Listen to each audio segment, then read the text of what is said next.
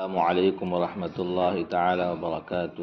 امید ہے کہ آپ سب سامعین ناظرین خیریت سے ہوں گے۔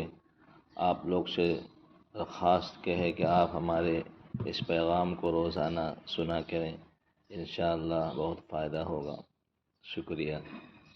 6 جمادی الاخری، ایران کے بادشاہ کے نام دعوتی خط۔ رسول اللہ صلی اللہ علیہ وسلم نے عبداللہ بن حذافہ رضی اللہ عنہ کو دعوتی خط لے کر شاہ ایران خسرو پرویز کے پاس بھیجا، جس کا مضمون یہ تھا: بسم اللہ الرحمن الرحیم، اللہ کے رسول محمد صلی اللہ علیہ وسلم کی طرف سے فارس کے بادشاہ کسریٰ کے نام، اس پر سلامتی ہو جو ہدایت کی پیروی کرے، اللہ اس کے رسولوں پر ایمان لائے اور گواہی دے کہ اللہ کے سوا کوئی معبود نہیں، وہ اکیلا ہے، اس کا کوئی شریک نہیں، اور محمد صلی اللہ علیہ وسلم اللہ کے بندے اور اس کے رسول ہیں۔ میں تمہیں اللہ کے پیغام کی دعوت دیتا ہوں۔ میں تمام لوگوں کی طرف اللہ کا رسول بنا کر بھیجا گیا ہوں تاکہ جو شخص زندہ رہے اسے برے انجام سے ڈراؤں اور کافروں پر حق بات ثابت ہو جائے، اسلام قبول کر لو، سلامت رہو گے، اور اگر تم نے انکار کیا تو تمام مجوسی کا گناہ تم پر ہوگا۔ ایک خط سنتے ہی کسریٰ آگ بگولا ہو گیا اور غصے میں آ کر آپ کے مبارک نام کو پھاڑ دیا۔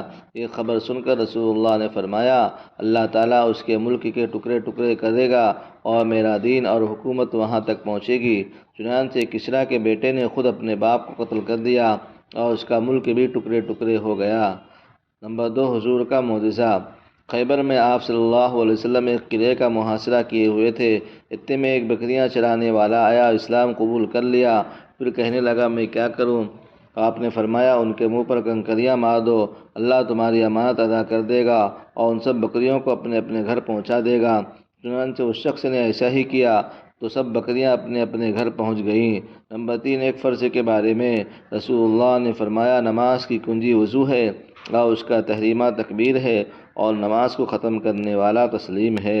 فائدہ: نماز شروع کرتے وقت جو تکبیر کہی جاتی ہے اس کو تکبیر تحریمہ کہتے ہیں۔ نماز کے شروع میں تکبیر تحریمہ کہنا یہ فرض ہے۔ نمبر 4، ایک سنت کے بارے میں۔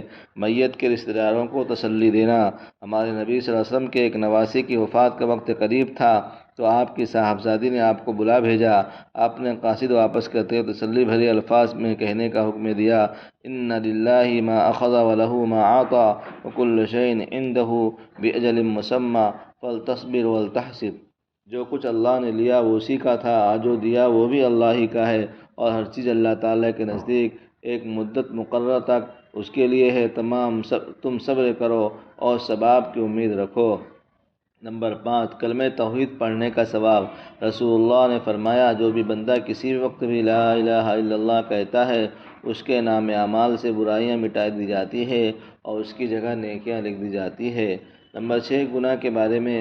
قرآن میں اللہ تعالیٰ فرماتا ہے: میں نے تم کو ایک بھڑکتی ہوئی آگ سے ڈرا دیا ہے، اس میں وہی بدبخت داخل ہوگا جس نے دین کو جھٹلایا اور اس سے منہ موڑا۔ نمبر 7، دنیا کے بارے میں۔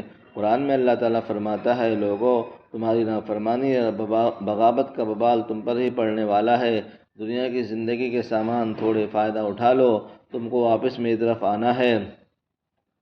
نمبر 8، آخرت کے بارے میں۔ جنت کا بازار۔ رسول اللہ نے فرمایا: جنت میں ایک بازار ہے، اس میں خرید و فروخت نہیں، اس میں صرف مردے، مرد اور عورتوں کی صورتیں ہیں۔ ان کو دیکھ کر جب آدمی کی شکل اختیار کرے گا جیسا کہ اس میں ہوتا ہے تو اس کی شکل ویسے ہی ہو جائے گی۔ نمبر 9، طب نبوی سے علاج۔ زکام کا فوری علاج نہ کیا جائے۔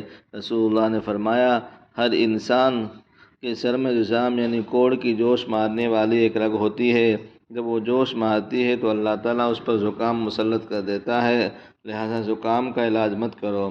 فائدہ: حکماء حضرات بھی زکام کا فوری علاج بہتر نہیں سمجھتے، بلکہ کچھ دنوں کے بعد علاج کرنے کا مشورہ دیتے ہیں۔ نمبر 10، نبی صلی اللہ علیہ وسلم کی نصیحت۔ رسول اللہ صلی اللہ علیہ وسلم نے فرمایا: اچھی طرح کھاؤ، پیو، پہنو اور صدقہ و خیرات کیا کرو، فضول خرچی اور تکبر سے بچو۔ اللہ تعالی ہم سب کو عمل کرنے کی اور اس پیغام کو آگے پھیلانے کی توفیق عطا فرمائے۔ شکریہ۔